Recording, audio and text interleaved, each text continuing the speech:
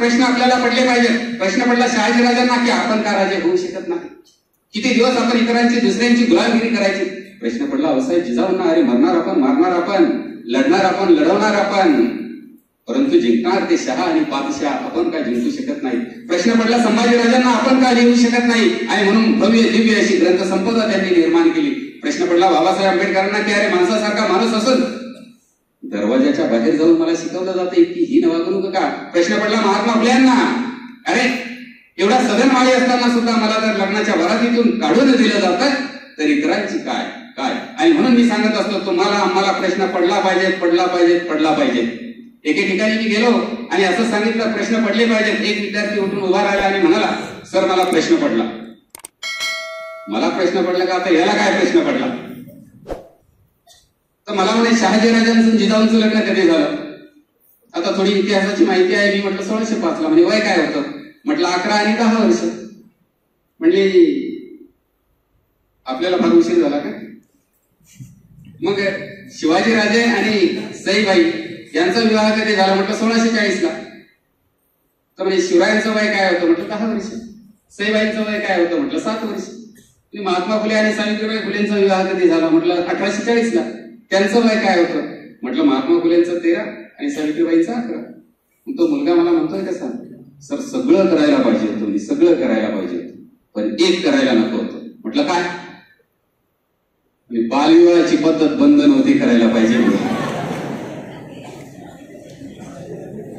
मी म्हटलं काय तुझं काय दुखलं. नसती बंद केली तर काय झालं असतं. नाही म्हणे सर जोडी जोडीने शाळेत गेलो असतो म्हणे. म्हटलं जोडी जोडीने शाळेत जाऊन काय केलं असतं. नाही म्हणे इकडे तिकडे लक्षच गेलं नसतं, सगळं अभ्यासातच लक्ष केलं असतं. प्रश्न तुम्हाला आम्हाला पडायला पाहिजे की अरे लाईफ बॉयचा रंग लाल आहे, हमामचा हिरवा आहे, संतूरचा केशरी आहे, तरी तिघांचाही फेस पांढरा का. कृषी महाविद्यालयाचे तुम्ही विद्यार्थी आहात, तुम्हाला आम्हाला प्रश्न पडायला पाहिजे. हा माझ्या समोरचा ध्वनिक्षेपक ज्या कंपनीमध्ये तयार झाला त्या कंपनीच्या कारखानदारांना मालकानं त्याची किंमत ठरवली. माझ्या समोरचा पोडियम ज्या व्यक्तीनं तयार केला त्या व्यक्तीनं त्याची किंमत ठरवलेली आहे. तुमच्या आणि आमच्या अंगामध्ये असणारा पोशाख, त्यासाठी लागणारा कापड ज्या कारखान्यामध्ये तयार झाला त्या कारखान्याच्या कारखानदाराने त्याची किंमत ठरवली. पण त्या कापडासाठी लागणारा कच्चा माल ज्या माझ्या शेतकरी बापानं तयार केला त्याची किंमत माझ्या शेतकरी बापाला ठेवता आली नाही.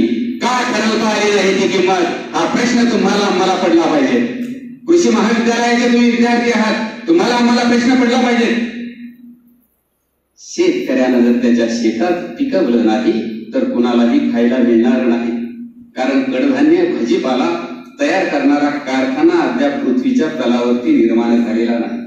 शेतकऱ्यानं जर पिकवलं नाही तर त्याला हे जमणार नाही. महाराष्ट्राचे मुख्यमंत्री आणि देशाचे पंतप्रधान सुद्धा भुके राहतील शेतकऱ्यानं पिकवलं नाही तर. शेतकरी म्हणजे जगाचा पोशिंदा, शेतकरी म्हणजे जगाचा कणा. पण तोच कणा आज मुडून पडताना दिसत आहे. तोच कणा आज स्वतःच सरण रचत आहे, ते पेटवत आहे आणि त्याच्यावरती उडी घेऊन आत्महत्या करतो आहे. म्हणून तुम्हाला आम्हाला प्रश्न पडायला पाहिजे की असा प्रकार का. परंतु तुम्हाला आम्हाला प्रश्न पडतोय कटप्पा ने बाहुबली को क्यों मारा.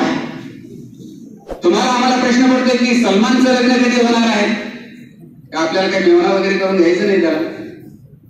राहुल गांधीचा विचार आपण करतोय, विराट आणि अनुष्काचं काय चाललं असेल, अभिषेक आणि ऐश्वर्याचा विचार करतोय, सैफ अली खान आणि करीना कपूरचा विचार करतोय. विचार करायचा आहे तो आपल्या स्वतःचा. कारण जेव्हा माणूस विचार करायला लागतो तेव्हा प्रश्न त्याच्या मनात निर्माण होतात आणि प्रश्न निर्माण झाला की क्रांती निर्माण होत असते. न्यूटन गुरुत्वाकर्षणाचा शोध लावला. काय पडताना बघितलं वरून खाली, कोणतं फळ होतं, सफरचंदाचं. न्यूटनच्या अगोदर कोणी पाहिलं नव्हतं का, पाहिलं होतं. आपण जर तिथे असतो आणि पडला असतो आपण काय केलं असतं, कार्यक्रम लावून टाकला असता. परंतु न्यूटनने त्यावरती विचार केला की हे फळ खालीच का पडलेलं आहे, वर आडवं तिडवं का गेलेलं नाही. आणि म्हणून न्यूटन हा गुरुत्वाकर्षणाच्या सिद्धांताचा जनक ठरला. म्हणून विचार जर केला तर कृती उगवते, कृतीतून सवय उगवते, सवयीतून चारित्र्य उगवतं आणि चारित्र्यातून चारित्र्य संपन्न राष्ट्र निर्माण होत असतं. मुलींची संख्या मोठी आहे न्यूटनची पत्नी जर एखादी मराठमोळी स्त्री असती आणि तिला म्हटलं असतं नाव घे, नाव घे, तर तिनं कदाचित असं नाव घेतलं असतं. पाठपीठ केलेले नाव तिनं नाव घेतलं असतं. आईला पाहून बाळ दुडदुड असलं, आईला पाहून बाळ दुडदुड असलं आणि झाडावून पडलं सफरचंद, तर येडं खायचं सोडून शोध लावत बसलं.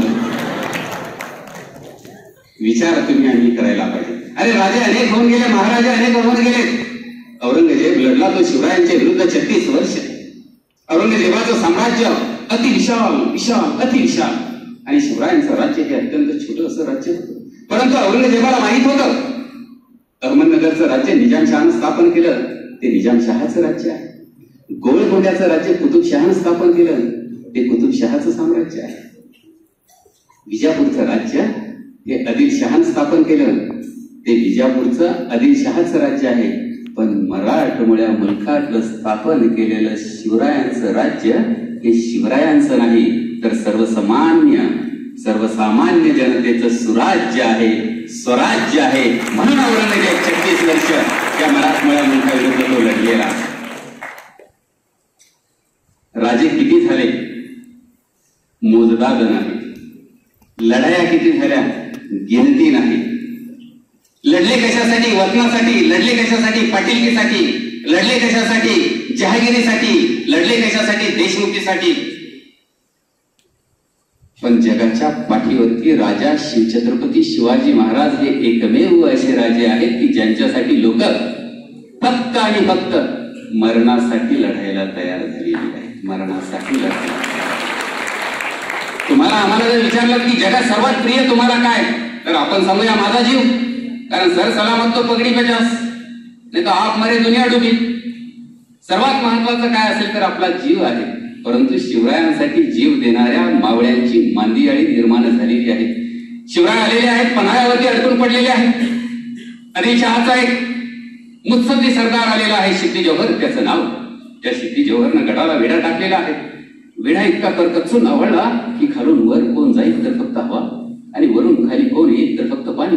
चिटपाकरून सुद्धा सिद्दी जोहरच्या सैनिकाची नजर चुकून आतून बाहेर किंवा बाहेरून आत जाऊ शकत नव्हतं. गडावरची साधन सामग्री अन्नधान्य तुटपुंजी होती. शिवरायांना प्रश्न पडला आता करायचं काय. परंतु शिवरायांची आता अपेक्षा होती की माझ्या मदतीला पाऊस धो धो धो धो धो धो येईल आणि पाऊस एकदा का धो धो आला की कुठेतरी सह्याद्री, कुठेतरी सिद्धीचं सैन्य गाफील होईल, कुठेतरी मला एखादी फट मिळेल आणि मी इथून पसार होईल. पाऊस धो धो धो धो कोसळला. परंतु शिवरायांची अपेक्षा भंग झाली. कारण वेळा आणखी करकचून आवडला होता. आता पर्याय काहीच नव्हता.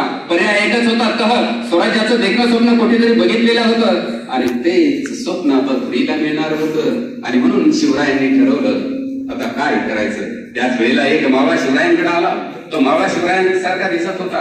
दाढी वगैरे त्याने शिवरायांसारखी ठेवली होती. आणि तो मावळा शिवरायांना म्हणतोय, राजे मी जातो सिद्दी जोहरला भेटायला. राजांच्या लक्षात आलं. राजे म्हणाले सिद्दी जोहरची भेट म्हणजे प्रत्यक्ष यमराजाची भेट नाही नाही नाही नाही. परंतु शिवा गिरीला भेटला, शिवा काशीत. आणि ठरलं गडावर पांढऱ्या निशाणाचा स्वार खाली घ्या. पांढरं निशाण म्हणजे तहाचं निशाण होतं. आणि सिद्दी जोहरच्या सैन्याला ते बघितलं.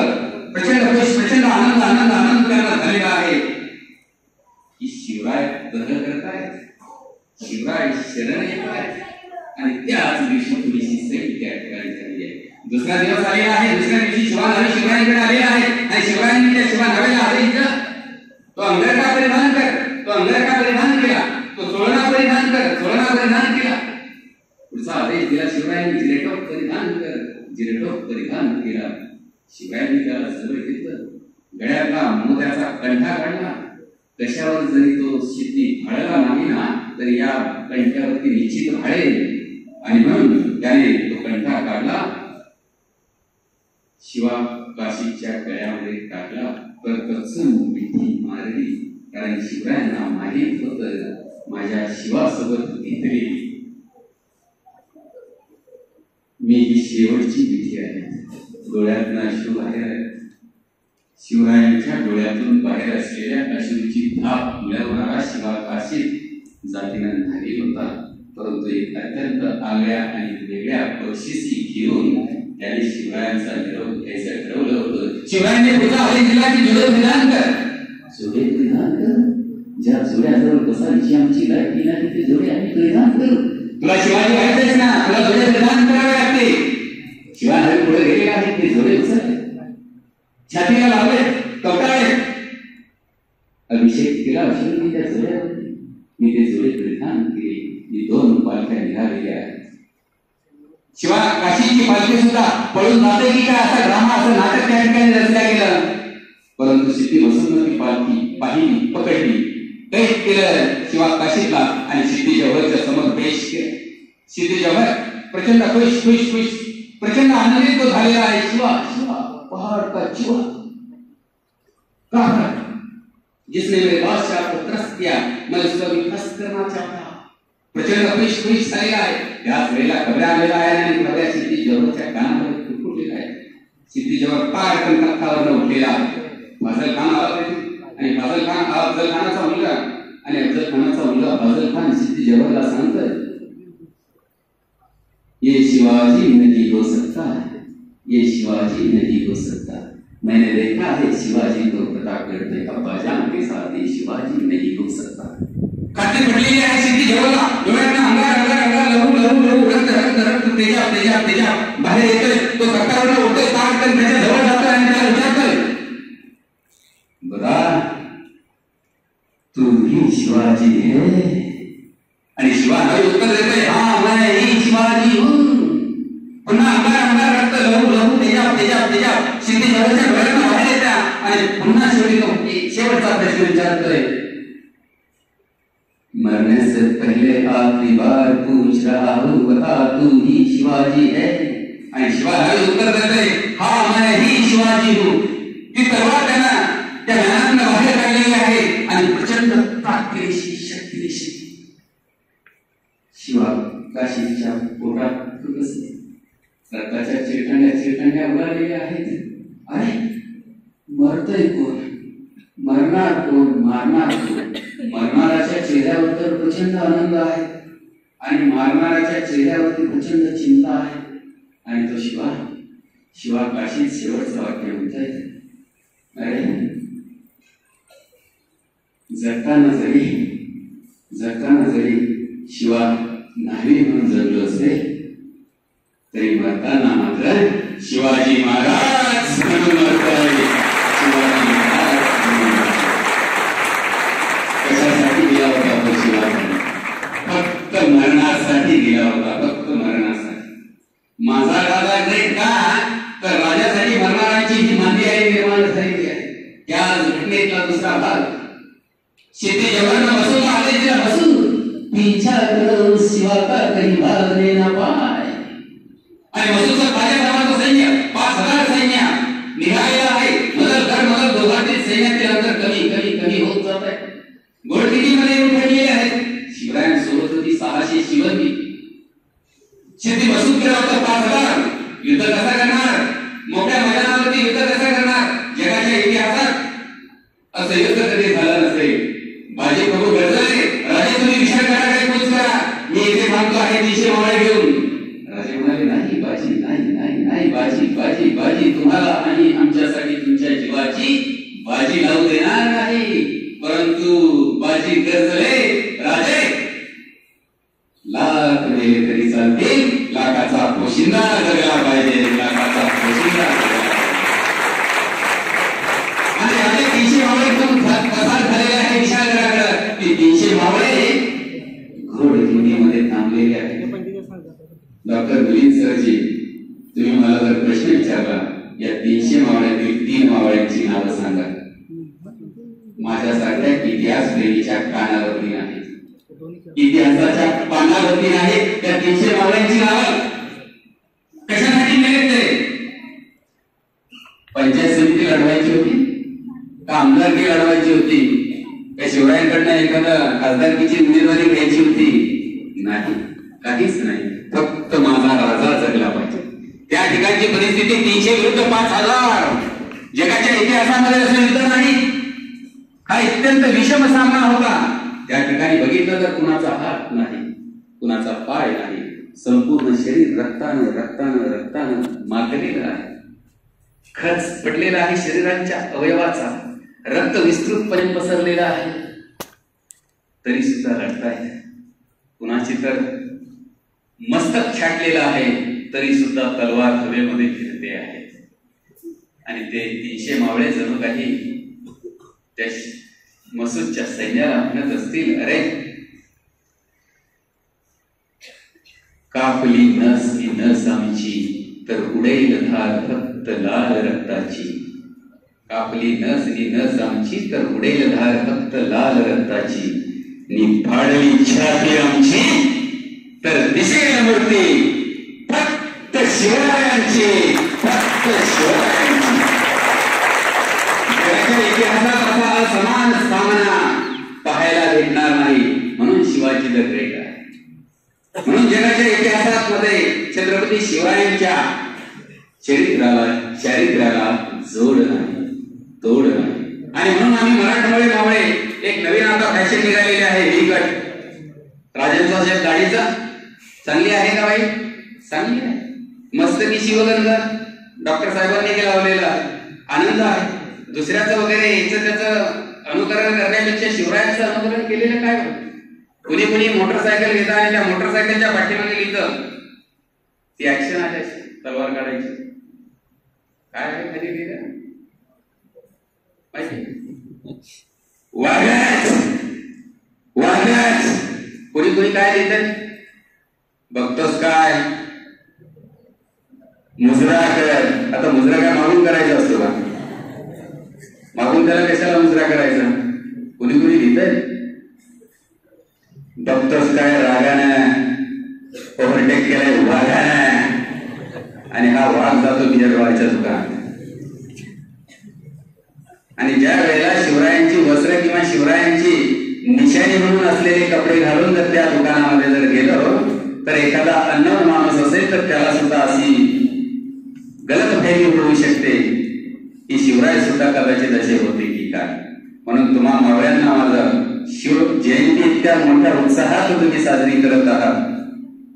फेटा बांधताना त्या बावीसकरांनी मला सांगितलं की धुळे नगरामध्ये आज शिवजयंतीला 50,000 फेटे बांधले गेले. 50,000 फेटे म्हणजे महाराष्ट्रातील हा एक मोठा उच्चांक आहे, मोठा विक्रम आहे. तर अशा शिवरायांचे जर मावळे असेल तर तुम्ही आणि आम्ही शपथ घ्यायला हवी, दारूच्या थेंबाला स्पर्श करणार नाही, सिगारेटला स्पर्श करणार नाही, गुटखा तंबाखू वगैरे कदापिही सेवन करणार नाही. तर आम्ही आणि तुम्ही शिवरायांचे मावळे आहोत. कारण परिस्थिती बिघडलेली आहे, परिस्थिती हाताच्या बाहेर गेलेली आहे. एकदा सर असंच एका ठिकाणी जेवायला गेलो, जेवायला बसत असताना शेजारी दोघं जण गप्पा मारत होते. कमी वयाचे आणि जास्त वयाचे असं दोघांमध्ये वय होतं. लहान नाही मोठा. तो लहान माणूस मोठ्याला म्हणे, का हो तुम्ही कुठे राहता? तर तो म्हणे मी विक्रमनगरमध्ये राहतो.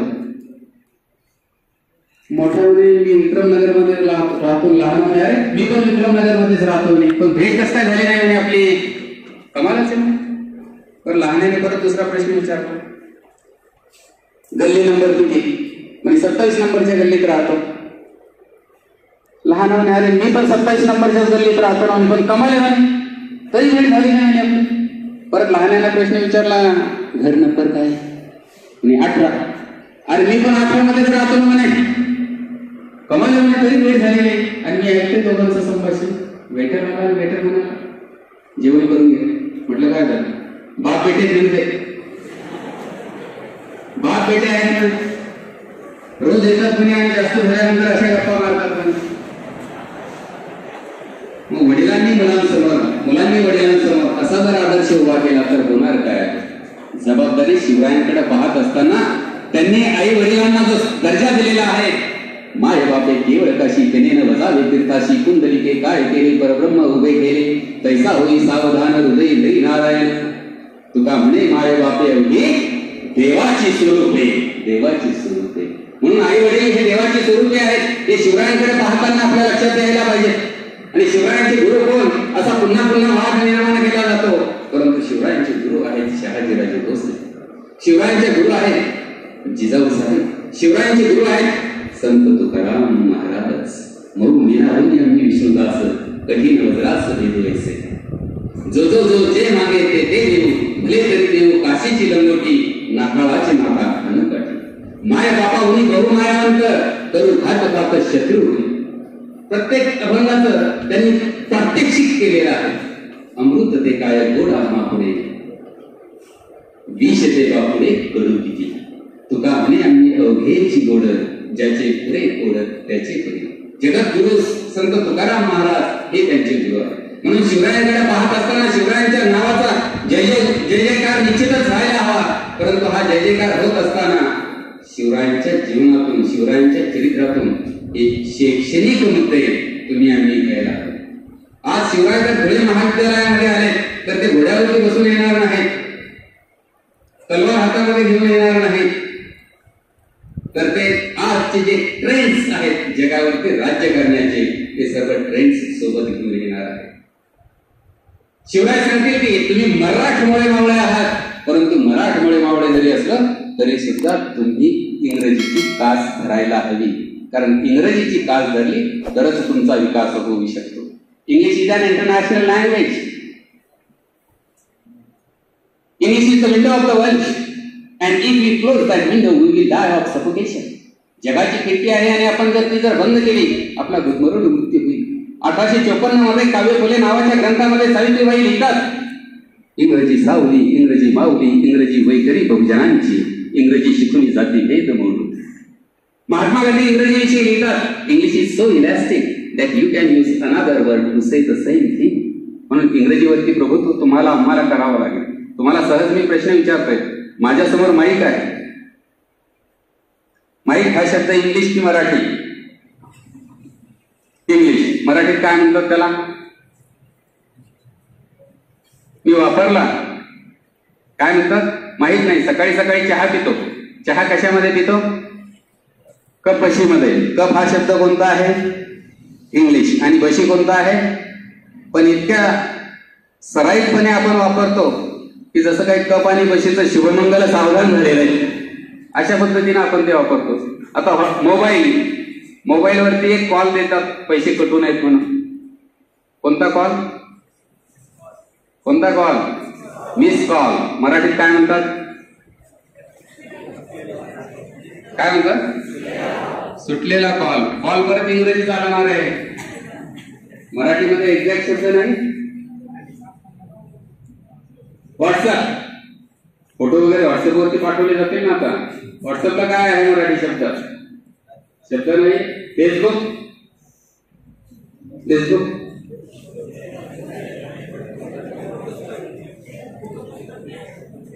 मला शिव विचार मंचावरनं उत्तर ऐकायला आलं की चेहरा पुस्तक.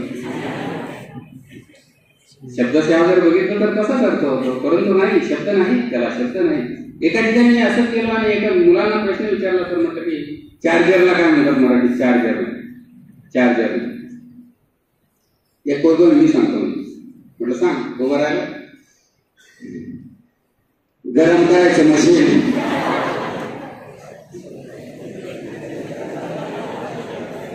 शब्द म्हणजे ट्रक, टेम्पो, मेटॅडोर, ट्रॅक्टर. शब्द नाही. इंग्रजीची कास धरावी लागेल. Yes, I am also Marathi माणूस but I love English. I teach English. I read English. I write English.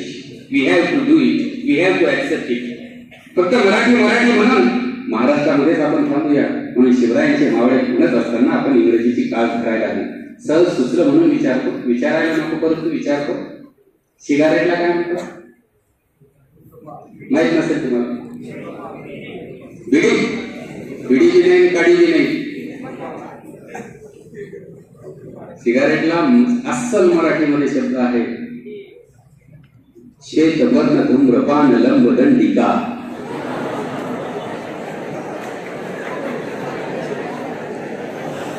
आता मी जर एखाद्या दुकानावर पानपट्टीवर गेलो आणि म्हटलो मला इथे श्वेतवर्ण धूम्रपान लंब दंडिका द्या, लांब दंडका घेऊन मागायला गेलो.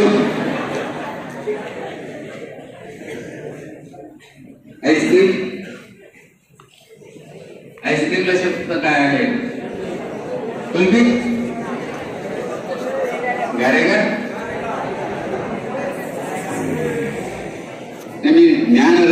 नावाचा शिक्षक आहे, त्याच्यामुळे मी विद्यार्थ्यांना प्रश्न विचारत असतो. आईस्क्रीमला शब्द आहे दुग्ध शर्करा युक्त थंड घनघोर गट्टू. तुम्ही जर दुकानात गेल्या आईस्क्रीमच्या आणि म्हणालात मला एक दुग्ध शर्करा युक्त थंड घनघोर गट्टू द्या, तो गट्टू काढायला आणि मागे लागेल. पोस्ट ऑफिस काय, डाकघर. डाकघर हा हिंदी शब्द आहे, टपाल टपाल, परंतु एक्झॅक्ट शब्द आहे पोस्ट ऑफिसचा प्रेषणालय. प्रेषणालय. सतीश सर भेटले मला सकाळी सकाळी आणि त्यांना विचारलं मी कुठे चाललंय, ते म्हटले जरा प्रेषणालयात जाऊन येतो. मला काय वाटतं बिगर डब्याचे पुढे प्रेषणालयामध्ये चाललेत कार्यक्रमाला, लक्षात येत नाही. म्हणून इंग्रजीची कास तुम्हाला आम्हाला धरावी लागणार आहे. शिवरायांच्या नावाचा जयघोष करत असताना शिवरायांचं शिक्षणावरचं प्रेम. शिवरायांनी संभाजीराजांना अनेक भाषा शिकवलेल्या आहेत. संभाजीराजे स्वतः इंग्रजांशी संवाद साधतात, पोर्तुगीजांशी पोर्तुगीजमध्ये संवाद साधतात, मराठ्यांशी मराठीमध्ये संवाद साधतात, उत्तर भारतीय लोकांशी हिंदीमध्ये संवाद साधतात, कानडी लोकांशी कानडीमध्ये संवाद साधतात. पुत्र प्रतापी धन्य शिवबाचा श्री शंभू जाहला, जशी हिरवे तलवार तसाच चालवी लेखणीला. तुम्ही आम्ही त्यांची तलवार लक्षात ठेवतो आहे, परंतु लेखणी विसरतो आहे. आणि म्हणून त्यांची लेखणी सुद्धा तलवार इतकीच जबरदस्त होती, हे तुमच्या आणि आमच्या लक्षात यायला हवं. मी चौथीला असताना माझ्या मराठीच्या पुस्तकामध्ये एक कविता होती, सोनवणे सर, आणि त्या कवितेचं ध्रुपद असं होतं, खबरदार जर टाच मारून जाल पुढे, चिंधड्या उडवील राई राई एवढे. सर्वच विचारमंचावरील मान्यवर या ठिकाणी मला दुजोरा देत आहेत. सर्वांनाच ती कविता होती आणि त्या कवितेचं ध्रुपद काय होतं, खबरदार जर टाच मारून जाल पुढे, चिंधड्या उडवील राई राई एवढ्या. एक छोटासा पोरगा आहे, चित्र आहे, एक छोटासा पोरगा आहे आणि तलवार शस्त्र धारण केलेले काही दाढीवाले सैनिक आहेत. ते सैनिक येत आहेत आणि त्या सैनिकांना तो छोटा पोरगा म्हणतोय की जर पुढे जाल तर खबरदार राई राई एवढ्या तुमच्या चिंधड्या उडवून टाकेल. कारण त्याला म्हणायचं होतं की हे माझ्या शिवबाचं राज्य नाही, हे माझं राज्य आहे. आणि ही उर्मी शिवरायांनी सामान्य जनतेमध्ये निर्माण केली होती, तयार केली होती. छोटा मुलगा शस्त्रधारी सैनिकांना म्हणतोय, आणि म्हणतोय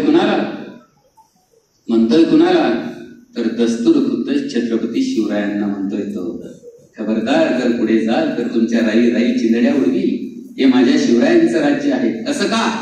त्याने शिवरायांना पाहिलं नव्हतं, त्याने शिवरायांची व्हॉट्सअप प्रोफाईल चेक केली नव्हती, त्याने शिवरायांची फेसबुकवरची पोस्ट पाहिली नव्हती, ट्विटरवरती शिवरायांचा तो फॉलोअर नव्हता, शिवरायांचं कधी दर्शन त्याला झालं नाही. परंतु सामान्य जनतेच्या मनामध्ये, रयतेच्या मनामध्ये शिवरायांनी विश्वास निर्माण केला होता की अरे हे सर्वसामान्य जनतेचं स्वराज्य आहे. आणि तो विश्वास जगाच्या पाठीवरती कोणत्याच राजाने निर्माण केलेला नाही. आणि म्हणून राजे, मला वाटतंय की तुम्ही पुन्हा एकदा जन्माला या राजे. राजे, या मराठमोळ्या मुलखातला मावळा पुन्हा पुन्हा तुम्हाला साथ घालतोय. मी म्हणतोय की राजे, तुम्ही पुन्हा पुन्हा एकदा जन्माला या राजे. राजे, तुम्ही आम्हाला शिक्षणाचं महत्व शिकवलं, म्हणून या मराठमोळ्या मुलखातला मावळा त्याच्या मुलाला घेऊन एखाद्या शाळेच्या महाविद्यालयाच्या प्रवेशद्वारावरती जातो, परंतु त्या ठिकाणी त्याच्या लक्षात येतं नो ऍडमिशन विथआउट डोनेशन. आणि यातून मार्ग काढण्यासाठी राजे, मला वाटतंय की तुम्ही पुन्हा एकदा जन्माला या राजे. राजे, तरी सुद्धा या मराठमोळ्या मुलखातला मावळा शिकतो शिकून BA बेकारनी MM ओकार होतो ना राजे. राजे, तरीही मावळा शिकतो, परंतु BCom होऊन बेकाम होतो ना राजे. BSc होऊन BSc पावडर मारायच्या लायकीचा राहत नाही ना राजे. आणि म्हणून राजे, मला वाटतंय की तुम्ही पुन्हा एकदा जन्माला या राजे. राजे, आज सरकारी कचेरीच्या प्रवेशद्वारावरती काळे फलक लावलेले आहेत. त्या काळ्या फलकावरती पांढऱ्या अक्षरामध्ये लिहिलेलं आहे, लाच देणे नि लाच घेणे कायद्याने गुन्हा आहे. परंतु त्याच कार्यालयात टेबलावरूनही आणि टेबला खालून सुद्धा शिरीबिरी दिल्याशिवाय फाईल पुढे सरकतच नाही ना राजे.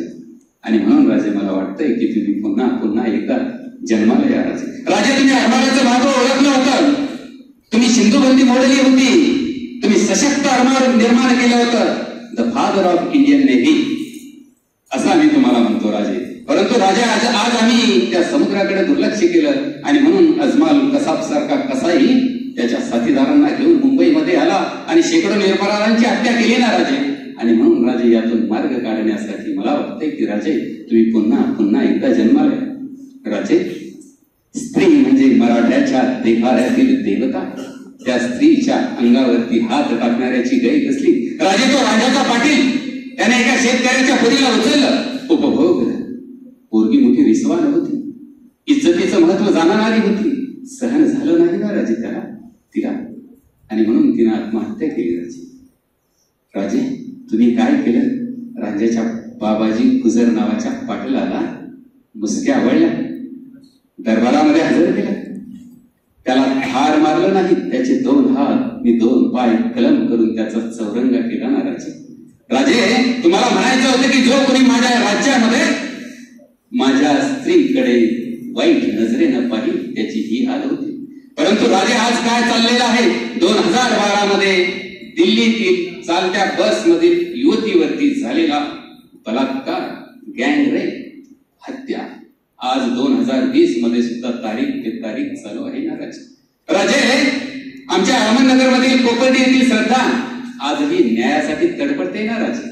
हो ना राजे. राजे हिंदा घाटची ती प्राध्यापिका भर चौकामध्ये त्या नराधमानं पेट्रोल ओतून जाळलं ना राजे. तिला शेवट केला ना राजे. राजे हैदराबाद मधील ती व्हेटरनरी डॉक्टर 4 हैवानांनी तिच्यावरती अन्याय, अत्याचार, बलात्कार केला ना राजे.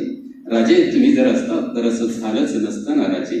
म्हणून राजे मला वाटतं की तुम्ही पुन्हा पुन्हा जन्माला या राजे. राजे तुम्ही तुमच्या स्वराज्यामध्ये न्याय व्यवस्था अत्यंत चोख ठेवली होती. परंतु मागच्याच आठवड्यामध्ये न्याय व्यवस्थेचे, सर्वोच्च न्यायालयाचे सर्वोच्च न्यायमूर्ती म्हणाले राजे देशात कायदा अस्तित्वात आहे का नाही. राजे सर्वोच्च न्यायालयाचे न्यायाधीश म्हणाले या देशात राहावं की नाही राहावं. आणि राजे यातून मार्ग काढण्यासाठी मला वाटतं राजे की तुम्ही पुन्हा पुन्हा एकदा जन्माला या राजे.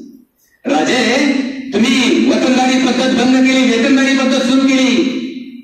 शेतकऱ्याच्या गवताच्या काडीला आणि भाजीच्या देठालाही हात लावू नका असा आदेश दिला होता ना राजे. तुम्ही तुमच्या सैनिकांना फरमावलं होतं जेथे कुठे जाल आणि रात्री राहाल तेथे झोपताना पणती विझवून झोपा, नाहीतर तेलाच्या आशेने एखादा उंदीर येईल, ती पेटती वाद घेऊन इकडे तिकडे जाईल आणि ती गवताची गंजी पेट घेईल आणि गवताच्या गंजीनं पेट घेतला तर कित्येक जनावर भुके राहतील आणि त्या भुके राहण्यामुळे त्यांचा प्राण जाईल आणि ते पातक माझ्यावरती येईल आणि नंतर तुमच्या गर्दना जरी उडवल्या तरी सुद्धा झालेलं नुकसान भरून निघणार नाही ना राजे. परंतु राजे आज तो शेतकरी नागावला जात आहे. आज तोच शेतकरी भरडावला जात आहेत. जे जे शासन जे जे सत्तेमध्ये येतं ते म्हणते कापसाला 7,000 रुपये भाव देणार आहोत. परंतु आल्यानंतर आणि यायच्या अगोदर खायचे वेगळे आणि दाखवायचे वेगळे अशा पद्धतीनं कार्यक्रम चालू आहे ना राजे. राजे तुम्ही त्या औरंगजेबाला पत्र लिहिलं होतं आणि त्या पत्रामध्ये औरंगजेबाला खडसावलं होतं. It is my duty to guard my homeland. An invader of this land whosoever he may be has never succeeded. ही माझी मातृभूमी आहे. मी या मातृभूमीवरती आक्रमण करणारा कुणी अद्याप यशस्वी झाला नाही. राजे ज्या वेळेस औरंगजेबाने जिजिया कर लावला त्यावेळेला त्या औरंगजेबाला तुम्ही खडसावलं की त्या पवित्र कुराणमध्ये परमेश्वराला जगाचा ईश्वर म्हटलेला आहे, मुसलमानांचा अल्लाह असं म्हटलेलं नाही, असं तुम्ही खडसावलं ना राजे. राजे तुम्ही औरंगजेबाला खडसावलं.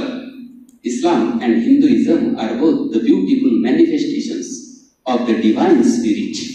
परंतु राजे आज तुमच्या नावावरनं वेगवेगळ्या प्रकारच्या दंगली घडवल्या जात आहेत. कुठे कुठे भीमा कोरेगावही घडत आहे. परंतु यातून मार्ग काढण्यासाठी राजे मला वाटतंय की तुम्ही पुन्हा पुन्हा एकदा जन्माला या. त्या प्रतापगडच्या लढाईमध्ये बनसोडे नावाच्या महार सैनिकानं मर्दुमकी गाजवली तर त्याला दांडेघरची तुम्ही पाटीलकी दिली ना राजे. राजे 18 पगड जातींना आणि सर्व धर्मांना सोबत घेऊन तुम्ही राज्य निर्माण केलं, स्वराज्य निर्माण केलं, सुराज्य निर्माण केलं. परंतु आज अशा प्रकारची परिस्थिती या ठिकाणी निर्माण झालेली आहे आणि म्हणून राजे आम्हाला वाटते की तुम्ही पुन्हा एकदा जन्माला या राजे. राजे तुम्ही आम्हाला संस्कृती शिकवली तो हा विठ्ठल गरबा. परंतु तीच संस्कृती आणि आज तो हा विठ्ठल बरवा, आधी कोणती घ्यायची ते ठरवा, इथपर्यंत आणून ठेवली ना राजे. म्हणून राजे मला वाटतंय की तुम्ही पुन्हा एकदा जन्माला या. राजे जेव्हा जेव्हा तुमची शिवजयंती निघते, त्यातील बहुतेक मावळे त्यांच्या पोटातील 33 कोटी देवांना त्यांनी दारूचा अभिषेक केलेला असतो ना राजे. दारूच्या थेंबालाही तुम्ही स्पर्श केला नाही, सुपारीच्या खांडाचं व्यसनही तुम्ही केलं नाही, तरी सुद्धा तुमची निवडणूक मध्ये काही टाकल्याशिवाय पुढे आम्ही काढतच नाही ना राजे. म्हणून राजे मला वाटतंय की तुम्ही पुन्हा जन्माला या. राजे तुम्ही आम्हाला शिकवण दिली, पाहुणे येते घरात तुझी दिवाळी दसरा. परंतु आम्ही शिकवण काय शिकलो? पाहुणे येते घरात पुढचे दार बंद करा. राजे तुम्ही आम्हाला शिकवण दिली, पुत्र व्हावा ऐसा हुंडा ज्याचा त्रिलोकी जिल्हा. परंतु ती संस्कृती आम्ही कुठपर्यंत आणली? पुत्र व्हावा ऐसा हुंडा, लग्नात मागे हिरोडा, मी माता पलीकडे डोक्यात दोडा. म्हणून राजे मला वाटतंय की तुम्ही पुन्हा पुन्हा एकदा जन्माला यायचे.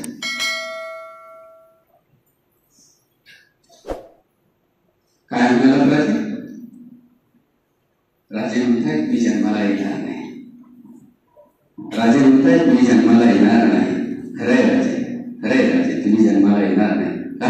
कारण जोपर्यंत या पृथ्वीवर, जोपर्यंत या भूतलावर, जोपर्यंत या सृष्टीवर राजमाता, राष्ट्रमाता, जिजामाता जन्माला येणार नाही, तोपर्यंत राजे शिवछत्रपती जन्माला येऊ शकणार.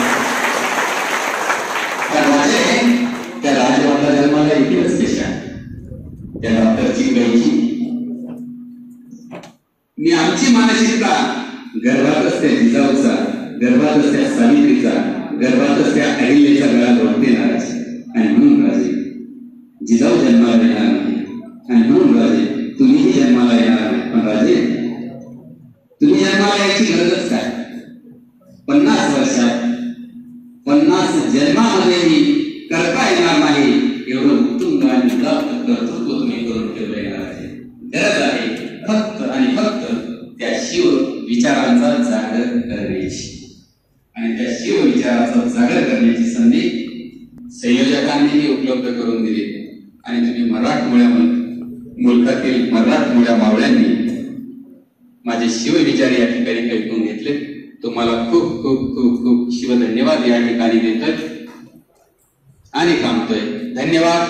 जय जिजाऊ, जय जिजाऊ. छत्रपती शिवाजी महाराज की जय.